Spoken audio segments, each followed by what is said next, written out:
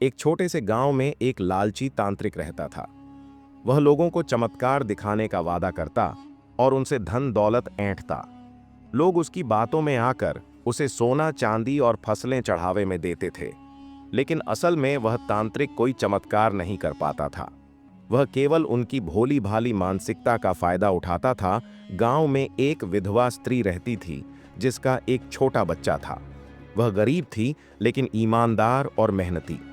एक दिन तांत्रिक ने उसे बुलाया और कहा, अगर तुम मुझे अपनी झोपड़ी में छिपा खजाना दे दो तो मैं तुम्हारे बेटे का भविष्य संवार दूंगा, उसे राजा के दरबार में नौकरी दिलवाऊंगा। विधवा ने हैरानी से कहा, मेरे पास न तो खजाना है न सोना चांदी, मैं बस मेहनत करके अपना और अपने बेटे का पेट पालती हूं। तांत्रिक ने उसकी सच्चाई को अनदेखा करते हुए चाल चली। उसने गांव के लोगों के बीच अफवाह फैलाई कि विधवा स्त्री के पास छुपा हुआ खजाना है। धीरे धीरे लोग उसकी झोपड़ी के चारों ओर इकट्ठा होने लगे और उस पर सवाल उठाने लगे।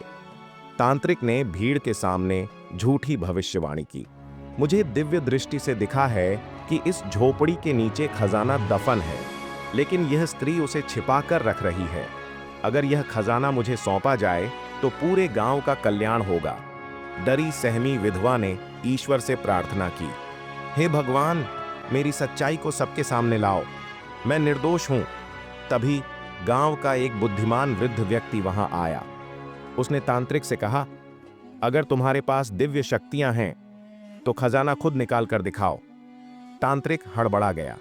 उसने बहाना बनाया, मुझे केवल स्थान दिखा सकता हूं, खुद खजाना नहीं निकाल सकता। वृद्ध ने मुस्कुराते हुए कहा, अगर तुम इतना ही शक्तिशाली हो तो क्यों दूसरों से धन मांगते हो? क्यों नहीं अपनी शक्तियों से अपना जीवन सुधार लेते? गांव के लोगों ने यह सुनकर तांत्रिक से सवाल करना शुरू कर दिया। तांत्रिक का झूठ पकड़ा गया और लोगों ने उसे गांव से भगा दिया। वृद्ध ने सभी को समझाया, लालच और झूठ से सिर्फ बर्बादी होती है। किसी पर अंधविश्वास करने से पहले सच्चाई को परखो। याद रखो, मेहनत और ईमानदारी ही सबसे बड़ा खजाना है। उस दिन के बाद गांव के लोग अधिक सतर्क और समझदार हो गए।